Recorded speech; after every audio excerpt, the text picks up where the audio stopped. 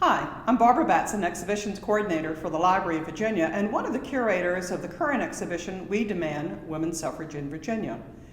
While the exhibition is closed during this health crisis, my colleagues and I thought that we would highlight some aspects of the exhibition and the story of the fight for women's suffrage in Virginia.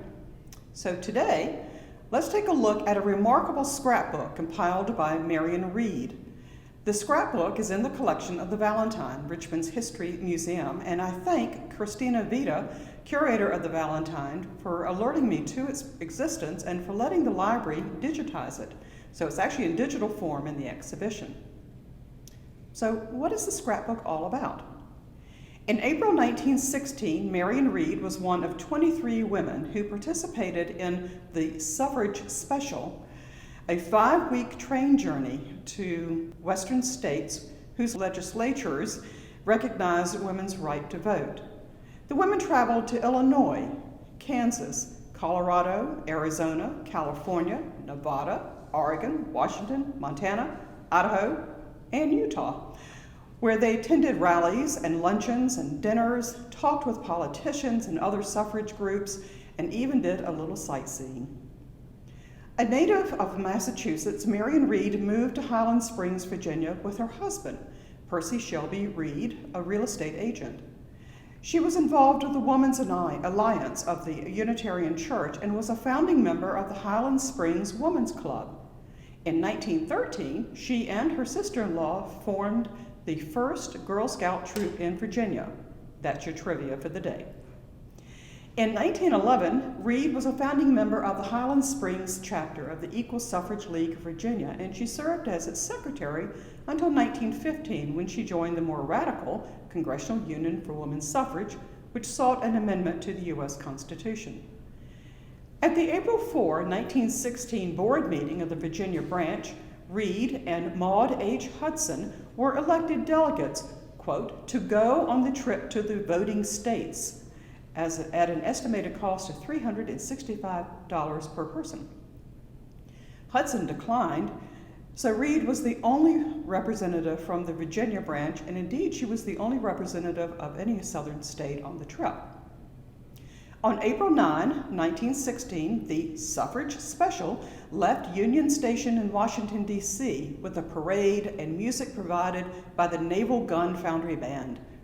For the next 38 days, the 23 envoys met with suffrage groups throughout the free states, as they called them, to appeal to the voting women of the West to put their political clout behind the Susan B. Anthony Amendment.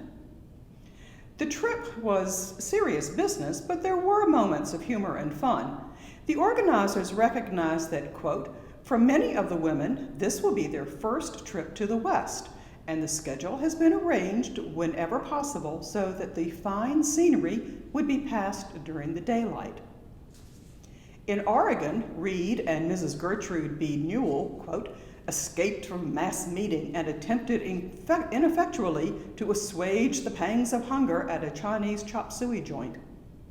In Seattle, Reed noted about a dinner held to honor the envoys that, quote, it is said of Mrs. Rood, the hostess, that she never appears without wearing $250,000 worth of pearls. Dinner and pearls hugely enjoyed by the Virginia envoy.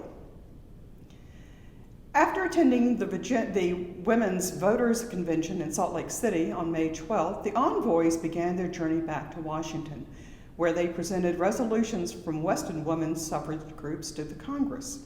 When Reed returned to Richmond on May 18th, she was greeted by a fife and drum corps and decorated automobiles that accompanied her from the train station to the Jefferson Hotel, where she enjoyed a surprise dinner.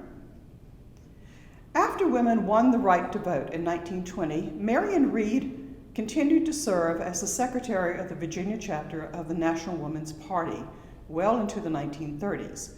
She supported the Lucretia Mott Amendment for Equal Rights, which received a favorable hearing in the Virginia House of Delegates Committee on the Courts of Justice during the 1924 General Assembly, despite opposition from the League of Women Voters. Reed reported that the women in the gallery, quote, wore the purple, white, and gold regalia, and they created a colorful display. The House of Delegates ultimately defeated the amendment 39 to 28, but as Reed noted, quote, 28 votes in favor of a blanket equal rights bill in the state of Virginia was nevertheless regarded as a long step toward victory. And indeed, she was right. It was a long step. Virginia's General Assembly finally ratified the Equal Rights Amendment in January 2020. Reed donated the scrapbook and a few other items related to her suffrage work to the Valentine in 1970. Long a childless widow, her husband died in 1926, Marion Reed died in Richmond in 1972. I hope when the exhibition reopens in the fall that you'll come visit the library and take a look at the scrapbook in its entirety. In the meantime, for more information, please visit our website at edu.lva.virginia.gov/wedemand. Thanks.